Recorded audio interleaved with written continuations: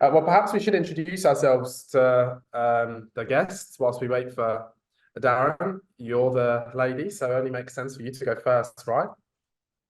Okay. Yeah, we're trying to make sure that we've got gremlins at work. Apparently, Darren's going to join us soon. Hopefully, we're trying to get that to work. But yeah, so let's introduce ourselves. So I am the founder of Unfiltered Rec. So I'm a rec to rec. Here in Dubai, we cover London, Dubai, as well as Dublin. So I think in terms of personal branding, obviously, I've really kicked it off. I've done quite well before when I was working in sort of talent acquisition for recruitment agencies to kind of present the agency as well as kind of my own personal brand, which has helped then kind of, I guess, give me that confidence to be able to start my own company and just carry on. But I've really ramped it up since I moved to Dubai, which it's a lot easier to kind of show your personal brand here in Dubai with all the beautiful views and everything. But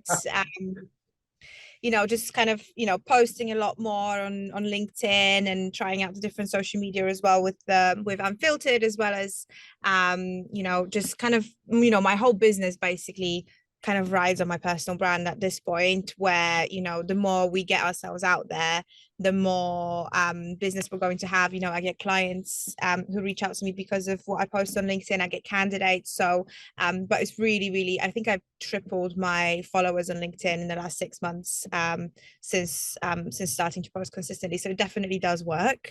And then Cam, do you want to introduce yourself? We are having an absolute nightmare today, but that is part and parcel of what happens in recruitment, right? Let's do this. I'll introduce myself. For those who welcome, Darren. Shall we? Me? Hello, welcome. Here are you live? I'm so sorry, guys. I've managed to click the right link now. I'm here.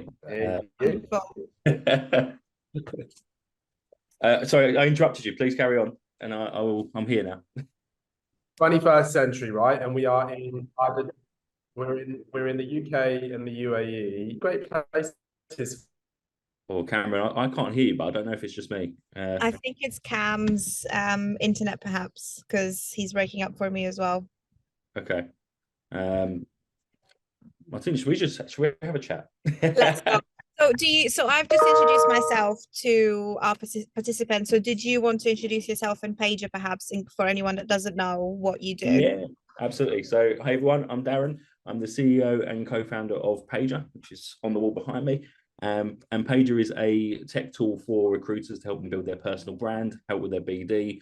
But really, I'm just a tech guy. I've always loved tech. I was a software developer for 10 years. I still code now. That's my hobby. But I've been in the recruitment industry for 17 years, but never a recruiter, always a tech guy. And I love now tech, marketing and sales, which I'm told is a weird combination, but that's me. It is a very weird combination. So obviously, I guess just to introduce the webinar and what we're going to be discussing. So obviously we want to talk about how recruiters can strengthen their network, kind of building your personal brand online and offline as a recruiter. So we've got Darren here from Paiger, we've got myself from Unfiltered, and Kameron, who half managed to introduce himself from Allsopp and Allsopp. So while Cam sorts himself out with his access to the Zoom, Cam's basically a director at Allsopp and Allsopp Recruitment, as well as heads up the talent acquisition for Allsopp and Allsopp, which is a real estate agency, one of the leading real estate agencies in Dubai. And then the recruitment arm does agency recruitment, kind of like what I do and what our clients would do, and what probably most of the participants here the guests would be doing as well. So Cam's really good at kind of putting himself out there. He does a lot of like video content. He's got great following on LinkedIn and on Instagram, and attends lots of events. So I think Cam's going to be great to discuss, the online and offline personal brand building. I definitely have a bit of a way to go when it comes to kind of the offline branding. Really good online, but I perhaps haven't got myself out there as much as Cam has. So in terms of what we will be discussing today, we'll look at, the importance of personal branding, any effective networking strategies, using technology such as Paiger to help out, and just balancing that online and offline networking, as well as any future trends that we might have seen that could help us network better. So perhaps, Darren, we could kick off. Why do you think personal branding is so important, and how do you think recruiters can establish and maintain a strong personal brand in this very competitive landscape, especially in the UK where there's thousands of recruitment agencies and it is quite hard to stand out? Yeah, I think you hit the nail on the head there. There's thousands of options, right? As candidates and clients, there are thousands of options available to them when it comes to their career and hiring. And for me, it always comes back to trust. What's the reason someone's going to trust you with their business? What's the reason someone's going to trust you with their career? Which arguably are two of the most important things in their lives, right? So every single phone call you make, every email you send, every LinkedIn message you send, they will check out your LinkedIn profile and they will ask themselves that question: do I trust this person? And you need the answer to be yes. And for me, personal branding is the way to do that. They want to see you as that expert, somebody that actually knows what they're talking about. And if they've got 5 recruiters they could work with, they're going to go with the one that actually they feel gets them the most, right? So it's about building that relationship and trust. And that for me is why it's so important now more than ever before. Before there wasn't LinkedIn was very much a job board for a long time, right? The social network part of it was very much lost. And that's really come on. I want to say COVID accelerated it. I think it would have happened anyway in the next 10 years, but COVID accelerated that massively. And that comes back to the reason, the trust part. So yeah, for me, personal brand is about trust. And there's an old saying, people buy from people, right? I actually think it's people buy from people they trust. So personal branding enables that. And that's why it's so important for me. Yeah, and I think I completely agree. And what I would add to that is I would probably say that you need to make yourself easy to find as well. If you're not posting anything and you're just basically a number on a big list of, say, finance recruiters, why would someone click on your name if they haven't heard of your company, or maybe they had a bad experience with your company?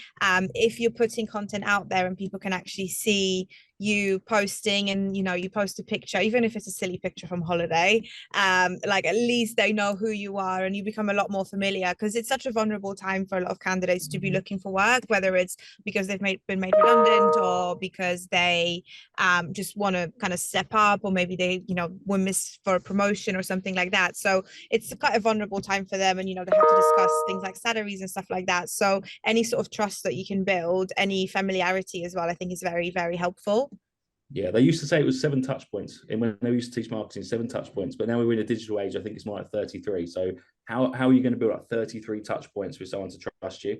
And LinkedIn personal branding plays a big part in that, because every comment they see you make, every post they see you make is one of those touch points. So yeah, 33 touch points rather than 7 now is where we're at. Wow, Darren, I'm 33 curious. seems a bit much, Darren. Oh, sorry, say again. I said 33 sounds a bit much, right? It's a bit overkill. No, I think actually as human beings, we've actually lost the ability to trust people naturally as easily as we used to, right? And I think that's the kind of culture that we're in today. I think actually now it takes a lot longer for me to, right, if I think about even meeting someone in a bar, right? You don't trust them straight away. Whereas if you go back 20 years, you meet someone in a bar, they buy you a drink, that's it, they're your friend for life, right? So it takes a while to trust people these days. And I think that's reflected in the business world as well. yeah, and I guess people post so many, like if you go on social media like LinkedIn, not so much, but maybe TikTok or Instagram, everyone's like feeding you ads. So the authenticity and actually just posting about yourself and what you do and kind of just building that trust slowly, I think is more effective than just constantly trying to sell something. As recruiters, it would be just posting just jobs rather than kind of building a bit more of a relationship with your audience.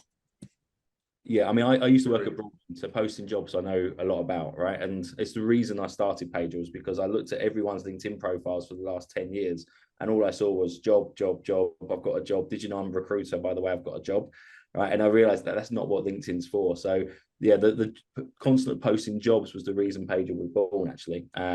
And I still think it's important to post jobs because it's part of what you do, right? And it's part of them trusting you and knowing if you're recruiting for I don't know, software engineer, I now know that you're the person to go to when I need a software engineer, but it can't be the only thing you do.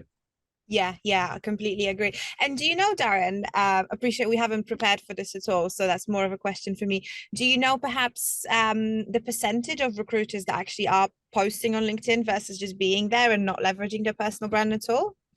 I don't know recruiters exactly. What I will say is that 95% of people on LinkedIn don't share content at all. Yeah. So what we call LinkedIn lurkers. And the latest stat I think puts that more like 99%. So They're getting a lot of members, right? They're really expanding internationally. They're even taking over Germany from Zing, right? Which we thought would never happen. But it doesn't mean that people are posting. So actually, the opportunity to get in front of your connections is still huge, because 99% of people aren't doing it. So why don't you want to be in that 1%? Yeah, absolutely. I think I've seen, like I said, I've seen my followers grow just from posting, and posting mostly every day, but not every single day. And yeah, so it's just massive, like how much you get to stand out versus someone who doesn't post at all, and they just kind of rely on their network, and they kind of have to work a lot harder. I would say as recruiters, we have to work a lot harder to get our candidates and get our clients when, you know, we rely on the messaging and the cold calling. Whereas with my personal brand, it allows people to come to me a lot easier for them. Yeah, Kameron, anything? I think you're in the room, so do you want to say something? Go on.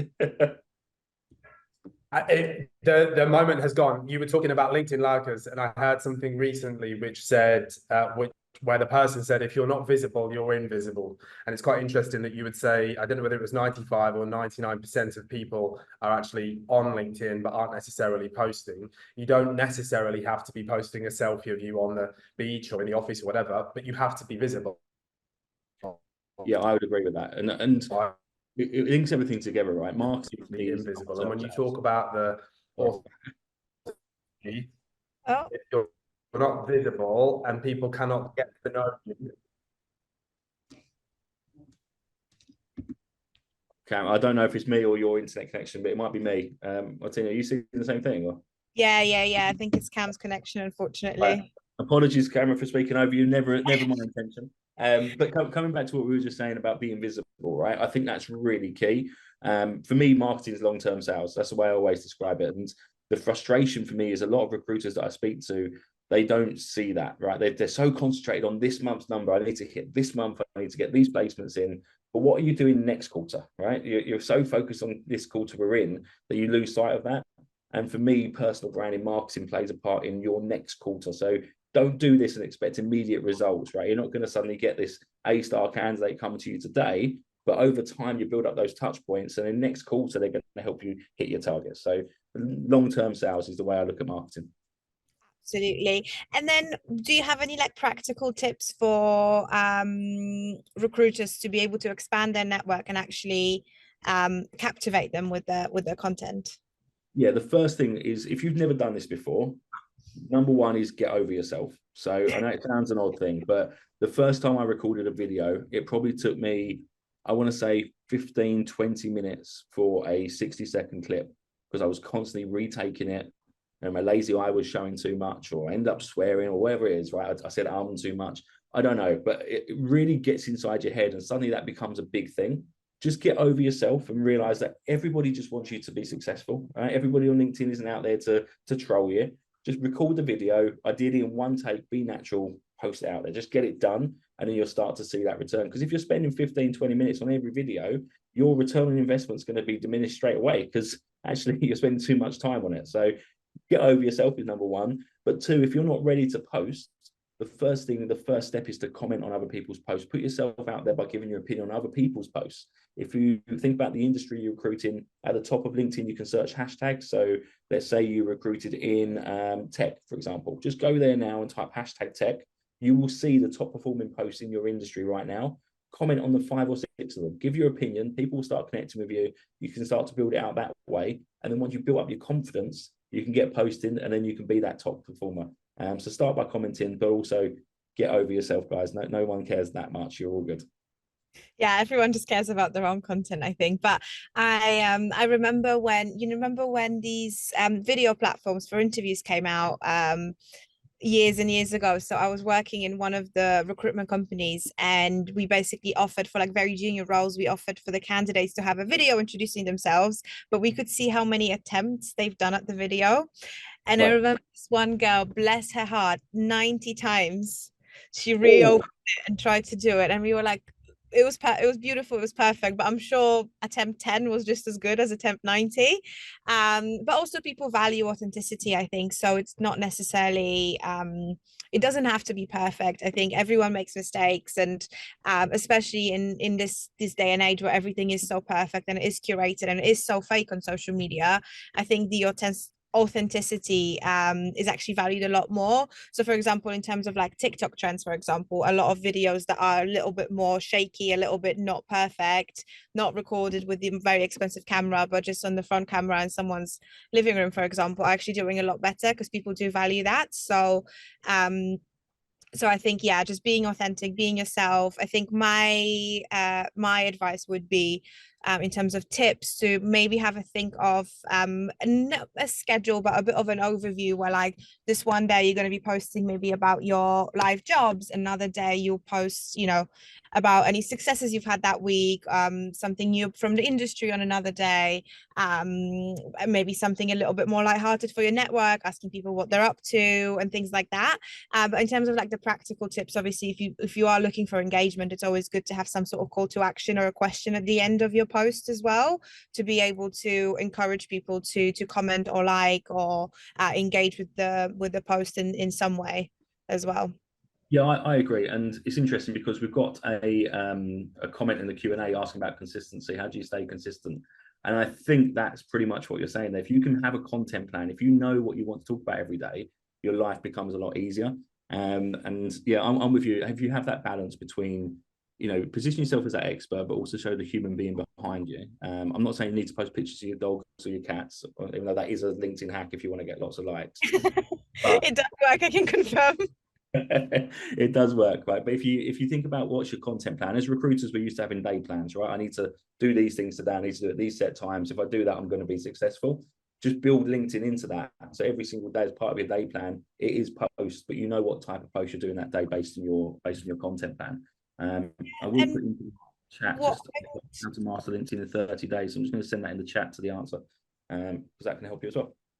Yeah, what I would add to this as well, and something that I do regularly, you know, sometimes you go for a walk or you see a post on LinkedIn that's kind of inspired you in a different way, that you can perhaps someone in marketing posted something that you could relate back into recruitment or to your own niche. Then I'll just quickly write it down as soon as I've got the idea, because I will forget. I've got a whole pages and pages of notes in my phone where I just write down just like basically like a title for the post, just like when I am stuck for a post, I can just go back and scroll through it and I can be like, oh, I can talk about this today, or I can talk about salaries, or I can talk about staff retention and things like that, and just kind of put your own spin on it and your own point of view. Like, it's not necessarily copying someone else. Like, don't copy a post word to word from someone else, absolutely not. But I think taking inspiration is, you know, we're recruiters, we're not revolutionizing the world, so taking inspiration and putting your own take on, you know, a topic that's that people are talking about, I think that's absolutely fine. And I think you know, that can bring you engagement and that can help people out as well. Like, for example, talking about salaries, or for us in Dubai, we can talk a lot about visas and things like that, that everyone's posting about it. We're not copying each other, we're just putting our own view on it and kind of trying to help people out. There you go again, rubbing in the fact you're in Dubai, all right? We know. And you had some rain recently. I heard about it, right? Sorry. I think people, whoever lives in Dubai, it's just like, did you know I lived in Dubai? Well, no, Dubai's really sunny right now. I don't blame you. And what you said about copying someone's LinkedIn post, right? If you've got a different opinion, by all means, post about it and tag them in, and that will drive comments. And comments are one of the best ways to get your post seen by more people. The more comments your posts have, the more people that see it. So think what you can do to drive that conversation. You don't need to be controversial, right? That's not what we're asking you to do, but it's okay to have a different opinion to somebody else, right? That we don't go through life agreeing with everybody. Life would be incredibly boring. So as long as it's not too controversial, I'd say put it out there, and that opinion piece can be a really good driver of engagement to get your brand out there. Absolutely. And I guess that's a question for you. What technological tools and platforms, or how can people leverage the social media automation effectively to enhance their personal brand and the networking that they do? So would you mind explaining how Paiger works and how it can help recruiters? I can, but I hate going onto webinars and doing the whole sales pitch. So I try and avoid it. Really quickly, because I'm sure people don't know. Okay, all right, okay. So Paiger is, think of it as like a marketing assistant, your AI assistant. You train it on the content your audience will find interesting. So what news websites, podcasts are into, what sort of AI content do you want? You tell us the prompts. Every single day, Paiger writes a post for you and gives you that inspiration. For me, the number one reason people don't post on LinkedIn every day is writer's block. We remove writer's block completely for you. And then alongside that, we supplement it with your jobs. So we are helping to build that brand, get your jobs fully branded out there, drive traffic back to your website. And alongside that, we can alert you to new leads. So it's a tool for a 360 recruiter to build their personal brands, do business development, and ultimately make you more money. And that's what we do for 7,000 recruiters every single day. 7,000. 7,000 recruiters every day, log into the Paiger platform and do that. So it blows my mind today, because when I quit my job at Broadbean to start the business, I thought I might get 100 people using it. So that's what we do. Amazing. Okay. And so would you say using, I guess, leveraging AI and tech saves people time? It helps them kind of focus on kind of what makes them money, especially I feel like when you're starting out on social media, or like you're starting out to build your personal brand, a lot of people will view it as a waste of time a lot of the time when they've been doing recruitment for 10 plus years, and they're like, why are they telling me to post now? This is pointless. Like, I've got my candidates. So how would you kind of encourage people to start posting, and kind of, I guess, Paiger can help them save time, I guess?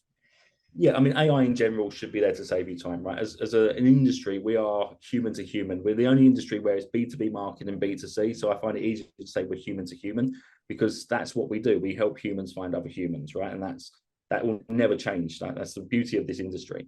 So I always think AI is there to make you more efficient. If you look through your list of things you need to do today, what things could actually you automate? Is it actually writing a first draft of a LinkedIn post? Is it writing a Boolean search? Is it finding vacancy leads? If you think all those things can be automated, that's where Paiger comes in, or other tools. And then you can actually spend more time talking to people, because ultimately that's what's going to make you money, right? So the more conversations you have with clients, the more conversations you have with candidates, the better. So I would look through all of your things right now that you do on a day-to-day basis, and just ask yourself, how can I be more efficient at the things that don't involve the talking? Because I don't want you to ever try and replace the talking part. I think that's where we went wrong a little bit. We tried to automate sending thousands of emails. We tried to automate phone calls even. For me, that's the wrong thing. What makes us brilliant as an industry is our human-to-human connections, conversations. So don't try to automate those, automate the tasks that stop you from doing those. And I think that's where you'll get your ROI. You mentioned an interesting fact that somebody says, oh, I've done recruitment for 10 years. I don't need to do that, right? What I always come back to is COVID, right? When COVID hit, you probably ran out of jobs, right? Especially in that first month, let's be honest, we all didn't know what was going on. There's nothing to say that there won't be something like that happens again. And are you going to be in the strongest position to carry on? Quite often I speak to top billers and they've got 2 or 3 clients that give them jobs constantly. What if one of them drops out? Suddenly you're not top biller, right? So people rest on their laurels. They think, oh, actually, I'm in a really good position and this is never going to change. It will change, right? It will. So you need to be prepared for that. And if you're not, then you might fall off your perch quite rapidly without seeing it coming, which could be a shame. Absolutely, 100%. I think it's, you want to put yourself in the strongest position possible to anything that happens, whether it's a client dropping or hiring freezes or another recession. Although I feel like we've had so many of them in the last few years, the word doesn't even bother me. Word. It's just another word. But we've got a few questions here on the Q&A. So someone's saying that they're posting regularly and in various themes, but the number of impression is quite low and it's only their colleagues liking it. So let's perhaps talk about the tips that we could offer that person to create more engagement. I think for me, what I found has been a game changer was actually adding pictures, and it doesn't need to be a picture of you necessarily. I know a lot of people in London or in Dubai will post a picture of the view, or like you said, a picture of your pet always does quite nicely. I would never post a picture that's like completely irrelevant to the post at all. But like if you post something that's that you can kind of link back, so whether like for example, when I first moved to used to work, that's going to be so not relatable, I apologize in advance, but I used to work from beach clubs quite a lot, so I would post a picture being like, oh, I'm working from here, like if you want these kinds of views, like if and relocate to Dubai, like let me know. And that could be it. And these posts sometimes would get 10, 15, 20,000 impressions, and that's not because I'm sat on a beach club, but it does catch an eye a lot more to have a picture in your post. It's very easy to scroll just through text, I think. But do you have any other tips for people to create more engagement?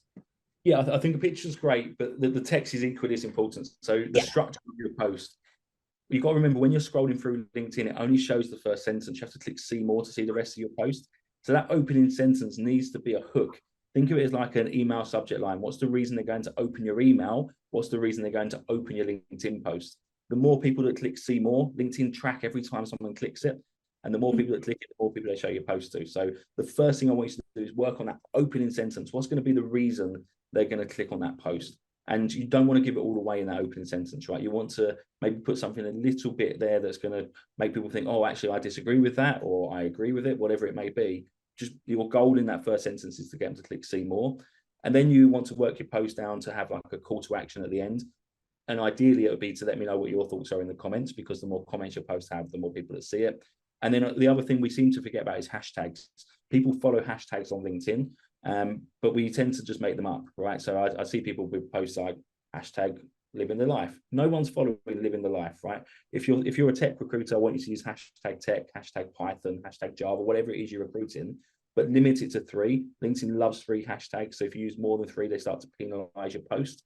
But less than 3 is a missed opportunity. Every hashtag is an opportunity to reach beyond your first read connections. So yeah, use hashtags. And then the final thing is tagging. If you tag somebody, that's fantastic as long as they actually interact with your post in the first 2 hours. If they don't, LinkedIn again penalizes it. So only tag when you know they're going to actually interact with your post. Don't just tag for the sake of it. It will actually be to your detriment. So tagging's great because they boost your post if they interact with it, but if they don't. Does it help? So for example, just leading back to that question, that person said that usually their colleagues will interact with their posts. So would it still help when you tag a colleague, or does LinkedIn penalize you because they work for the same company? No, but the timing is important. So, and also if they're going to comment, they need to use a certain amount of words. I can't remember off the top of my head, but I think it's around 10. If they're just commenting saying, great post, no, it doesn't do anything for you, right? But if they're actually saying, I loved your opinion on X, Y, Z. What do you think of ABC? That's far, far better. And that is what will actually help to promote your post to more people and cross-pollinate it in your network. So I would think about which colleagues you tag. You know, I'd want you to be working similar markets. So like if you're, let's say you're in a big business, I don't want somebody that works in housing to comment on your tech posts, right? Anyone that's in the tech sphere should comment on that. You've likely got similar candidates, similar clients that can share those opinions. There's no point doing a blanket post across 100 people in your business if you all work different verticals. Yeah, and just a general tip for recruiters, and I've spoken about this before, because it's easy for me to be posting about recruitment a lot, and it's easy for recruiters to just be posting about recruitment in general. But what you need to really think about is, what if you're recruiting for tech, what tech people want to hear about. If you're recruiting for finance, what's interesting to them. They don't care about recruitment or recruitment memes or anything like that. That's just not relevant. So like every time you post, it's an opportunity to, at the end of the day, make money. That's why we all do it. That's why we build our personal brand. So make sure that it is relevant to your network and who you're trying to reach. Yes, if you post about recruitment, recruiters are going to like it, but it's kind of like fake engagement, because this doesn't help you to do anything that you are actually trying to do with that post. So I feel like I find a lot of recruiters falling into that trap, and posting a lot about recruitment, or complaining about candidates, complaining about clients, that kind of stuff. But it's a bit of a kind of vanity or ego, like you said, where, you know, yeah, you get a lot of impressions, you get a lot of likes, you get a lot of comments, but actually it makes you look bad at the end of the day to your candidates and clients who are paying your bills. So maybe don't do that. The last time I checked, I couldn't pay my mortgage with ego, so don't worry about it. Right? We need money, and if you're complaining about candidates on there, all that's doing is telling any other candidate not to work with you. So don't do that, and don't complain about clients, right? Why would someone want to work with you if they know that there's a chance they're going to be publicly shamed? Yeah, exactly. So I think that kind of leads us, and one of the questions was that, and that was going to be the next part of our webinar. So I think that kind of relates to, again, after COVID, it has become increasingly harder for recruiters to get this face-to-face meetings with clients. So do you think an online personal brand helps with that? And B, do we have any tips on how to kind of get, because I used to have, 5 to 10 meetings with clients a week, but I don't think that's what people in recruitment do anymore necessarily, because of what clients want to do, and because of the standards kind of, I guess, dropping in recruitment in general, in terms of the requirement of having an X number of face-to-face client meetings. Yeah, I think you're right. The expectations changed, but also, is it what clients want, or is it because we've got used to a convenient, and I use that word quite loosely, convenient life of working from home, right? your clients will be going to an office, they will be having meetup days. You just need to go out of your way to find out when that is. Like they might say, I work from home. Okay. And you probably don't say, well, can I meet you then? But the next question should be, well, you must get together for like a strategy day, right? You must all get together at some point in the next quarter. Oh yeah, we do. It's on March the 22nd. Oh, cool. Can you spare half an hour for a coffee on that day? Right. I don't think we're conditioned right to probe anymore because we think, oh no, they're working from home, I can't meet them. That isn't the case. Companies are still getting together, still having these all hands days. You just need to make sure you're on the agenda for that. And in-person events goes beyond just meetings, right? There's lots of meetups, there's events. I think we're guilty of just taking the convenient route. If there isn't a meetup in your industry right now, in your location, you should be thinking, that's brilliant. I can be the one to start it. Right? Why do you need to go to it? Let's start it. Let's actually get the people together. And then suddenly that feeds your online content because you can record those meetups. You can ask questions and your personal brand then becomes the person that runs the meetup in your industry, in your location. Fantastic, right? And that's really hard to beat. But I think we're guilty of taking the easy way out and thinking, no, working from home is to blame when actually we can make it happen. Yeah, and I think again, just going back to my experience when I started Unfiltered, and I wanted to meet everyone, because like, let's think about why we want to meet clients. We want to meet them for our candidates. We want to meet them for us so we know who we're working with and we want to build that relationship. But at the end of the day, we are recruiters. So I want to go and meet the client, make sure they are actually a nice person, how they say they are, see the team, see what the vibe is in the office, what the office is like, what the in Dubai, what the parking's like to the office, how do you get there? Because guess what? You're going to have a candidate going there. How much better is it where you can tell them, oh, actually, the door's a bit weird, or parking over there is a bit of a nightmare, or it's quite hard to find, so if you get lost, give me a shout and I'll direct you. You just build so much more credibility with that candidate and that client. A lot of my clients here, I don't have that many competitors in Dubai in rec to rec, but none of my competitors have visited most of my clients ever, and they're here in Dubai and everything's a 20 minutes drive. So I just don't understand why they haven't done it, but it works for me because I'm the only one that goes to their offices. Hopefully not watching, right? We don't want that to change. Spend time with them, and we do have these relationships where I find it easy to like pitch retainers right now, for example, where I've never ever would have even thought a rector can have a retainer because it's such a candidate driven market. But guess what, we can, when we build those relationships strongly with our clients, and then you can tell candidates what the office is like and what the vibe is like, and really give them a lot more information about the job to get them bought into that job before they even have the interview, when you're just trying to sell them on the job. Whereas if you've never been there, you've never met them in person, you know nothing about that company apart from just taking down a job spec, which is not good enough, because it's a big decision in people's lives to move roles. Yeah. And it all comes back to that trust factor right at the start. So what's the reason I trust you over the other person? Because you've been there and you know what you're talking about. And I now know that I trust you, that if you're telling me it's a good company, it's because you know that firsthand. So I think getting out and seeing people is key to differentiate yourself in the market. And it is for me, it's the biggest excuse that people make. I can't do this because of X, Y, Z. You can, you just need to get out and do it. Yeah, and I don't think it's weird. Like, if say someone, I don't know, I used to live in Peckham in London. I presume a lot of people here are based in the UK. Used to live in London. If someone told me, oh, I don't go into the office, but I live in Battersea, I'm like, well, great. Why don't we meet for lunch, or why don't we meet for a coffee? You don't have to go to their offices. Like, coffee meetings are just almost as valuable as going to the office. I do prefer to go to clients' offices, but at the same time, you can still at least build more of a personal relationship with the client. So it's not weird to say you're going to come to them. Or I've met candidates who live 2 hours away from London, like halfway basically. It's fine. Like, you can do that. We just got a little bit lazy because we think Zoom is the way to go. So, but then to get those meetings, I think having that personal brand online makes it easier for people to say yes to meet you. I used to struggle a lot when I was a recruiter to get those meetings, because that was back in the day where we would only post jobs on LinkedIn. Really, you wouldn't really. I used to work for a very big company, and I wouldn't say that we were even encouraged to post our opinions about anything. No. Or post anything a bit remotely personal, unless it was like strictly work related, whereas LinkedIn has come a long way from there.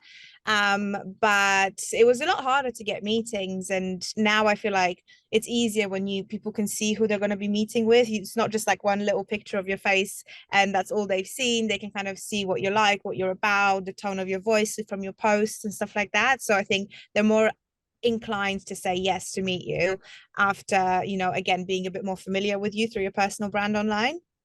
Yeah, I mean, it's one of those touch points, right? If I've already seen 30 things that you've done and the next one's a meeting, I'm very likely to be working with you. So yeah, the meeting's almost like a tick box at that point, right? I've already know that I can trust you, you know what you're talking about. So yes, that meeting should be to close the deal. Okay, amazing.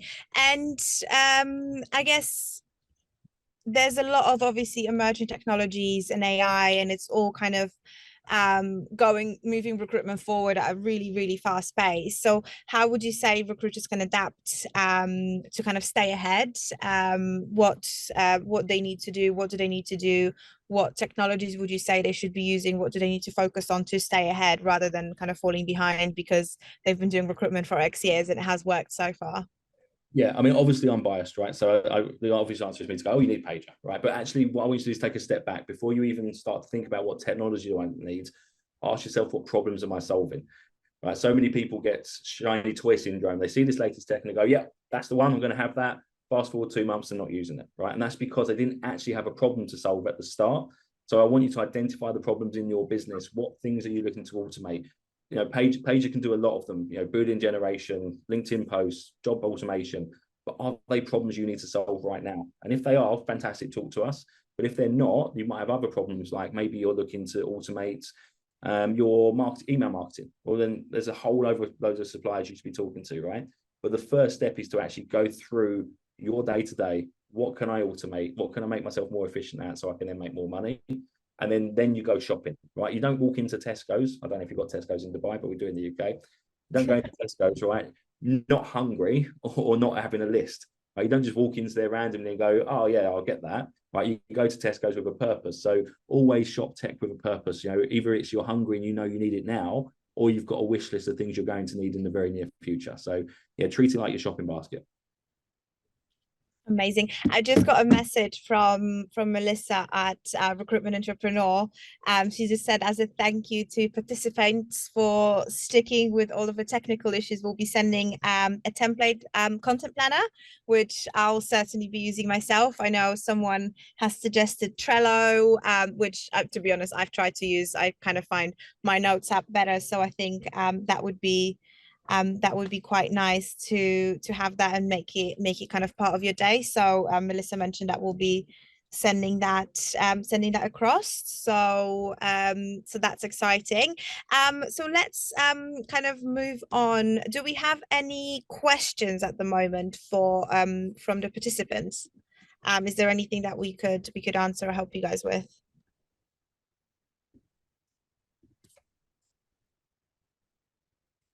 While we wait, we can talk about Peckham to Dubai. You're like a better Del boy.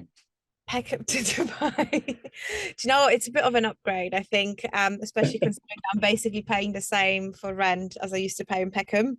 Oh, that's very good. So definitely, if anyone's thinking about a move to Dubai, let me know. Follow me on LinkedIn, and I think give me 3 months, and you'll all be moving to Dubai after seeing what I post. Brilliant. I'm not seeing any questions come through.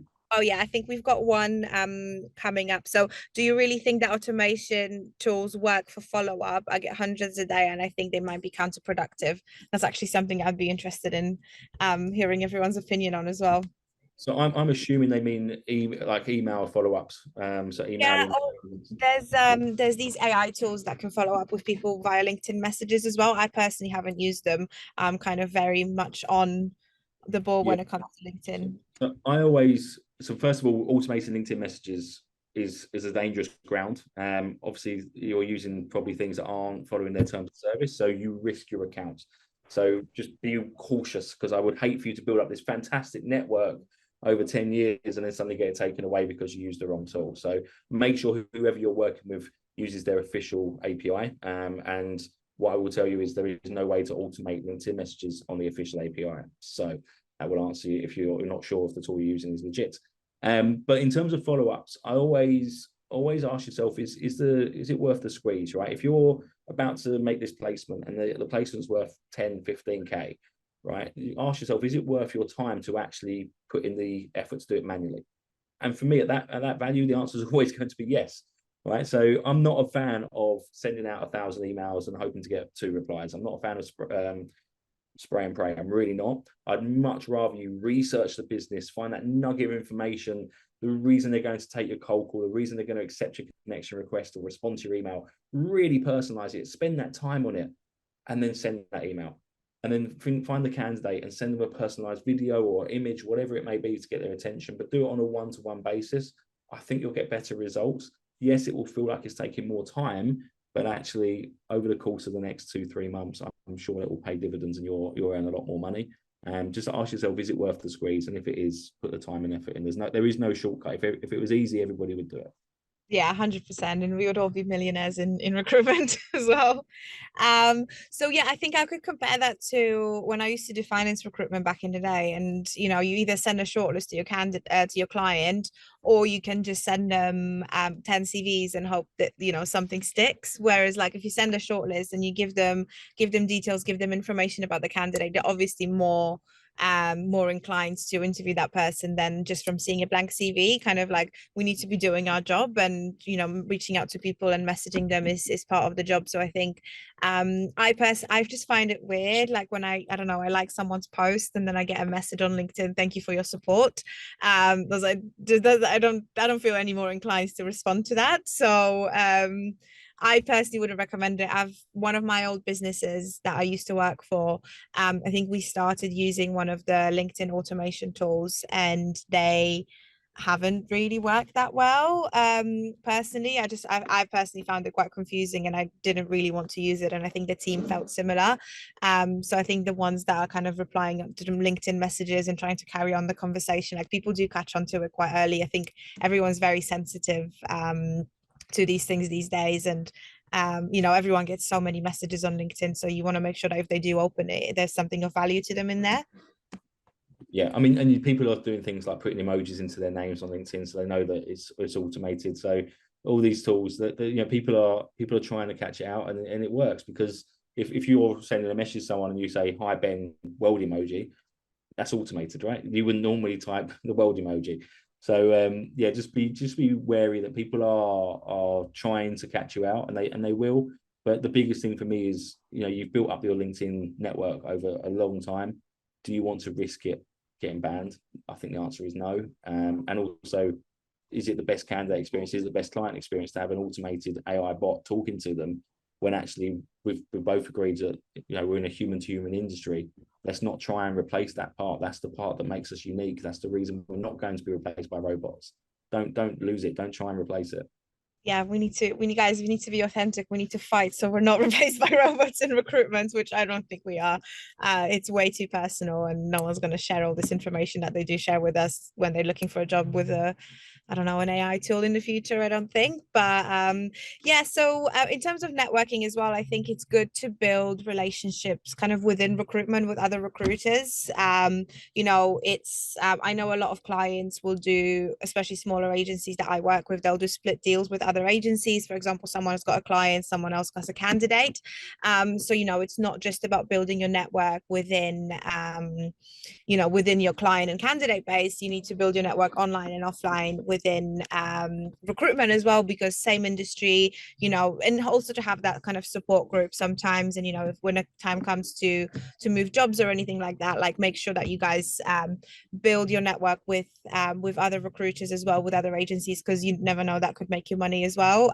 Sometimes agencies can't work with certain clients and they'll cost them on and stuff like that. So I think that's maybe not as important, but quite important as well. And we're hosting in Dubai. We're going to have a Recruitment Entrepreneur networking event quite soon for recruiters, mostly drinks. So if anyone would like to join us, you're more than welcome. So that's another way to kind of strengthen your network, and obviously that networking does help for any sort of tips or tricks or seeing what other people are doing to build their personal brand as well. Yeah, I agree. And it's funny, as an industry, we're more open than ever before, right? There was a time where, we can't speak to them, they're our competitor. Actually, now we're in WhatsApp groups together. We are sharing information more than ever before. It's a big world out there, right? There's enough money for everybody. So actually working together, you can probably just get a bigger slice of that pie. Yeah, and it comes but also for companies like Paiger, for example, like I'm in these WhatsApp groups, and Paiger perhaps hasn't come up yet, but other things, other tools do. So like, you know, recommending these tools and seeing what people use and what works for them and stuff like that is equally as important. So yeah, you're right. The recruitment industry has changed massively, because back in the day when I was at Robert Walters, we were not speaking to other recruiters. And I know people who were like dating a recruiter from, say, Michael Page, they were literally like not allowed to speak about work at home and stuff like that. Yeah, So nonsense, it's a right? lot more transparent these days, and I feel like people have a lot more confidence in what they're doing as well, where they're just like, do you know what, like, we want just recruitment to succeed in general, and like people are just not as threatened as I think perhaps used to be, and they're kind of more keen to work together in recruitment across agencies. Yeah, I think so. I like the path we're on. I think it's a good direction the industry's going in lots of different ways. Okay, amazing. Do we have any more questions from our guests? Is there anything else that you'd like us to answer?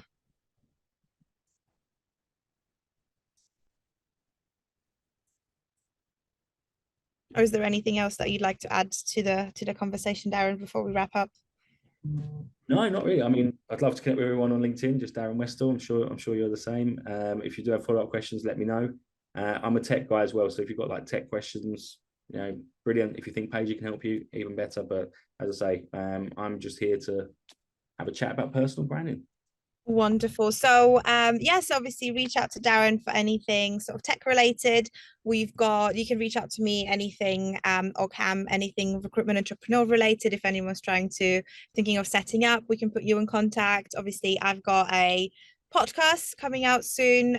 We've done 3 episodes so far, and Neil from Ari was on there. So if you want to kind of have a peek on what that looks like, and obviously if anyone's thinking of making a move in London, Dublin, or Dubai in recruitment, let me know as well. I'll be happy to help. And then obviously Cam, shame we couldn't have him join, because I think he could have brought in a really, really exciting perspective from what he's done. And obviously he's made the switch from sort of more talent acquisition focused career into being a director of an agency, and he's done great things with his personal brand. So definitely check Cam out on LinkedIn, and Allsopp as well. Let's not forget about Cam. But yeah, let us I think there's one more question. Is there a specific time to post on LinkedIn? I can play that one if you don't mind. So the ideal thing is, I find 8 a.m. works brilliantly, but the key thing is whenever you post, make sure you're around for the next 2 hours. So don't get too caught up on when to post, but obviously you want it to be when your market's awake.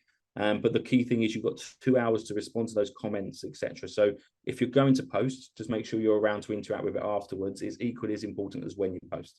Yeah, and I would say that something I've seen in terms of the LinkedIn algorithm was, if you're going to post twice a day, leave at least 7 hours in between posts, because otherwise your new post is going to hinder the engagement on your previous posts. So just to leave a bigger gap if you have to post twice a day. Yeah, we tested it as 4 hours seems to be the magic number, but it may be slightly longer to test it out for you guys. But yeah, definitely leave a gap. Don't just go post. It will kill your other posts. Yeah. Okay, well look, thank you so much everybody, and thank you for joining us. Thank you so much, Darren, for being here and joining us on the webinar as well. I hope everyone's learned something. I definitely have, so thank you so much for sharing. And like I said, shame we couldn't have Cam contribute as well, but yeah, if you need us, we're on LinkedIn. So Unfiltered Rec, Paiger, and then Cam was also from Allsopp, and obviously Recruitment Entrepreneur as our host as well. So thank you so much, everyone. It was lovely hosting.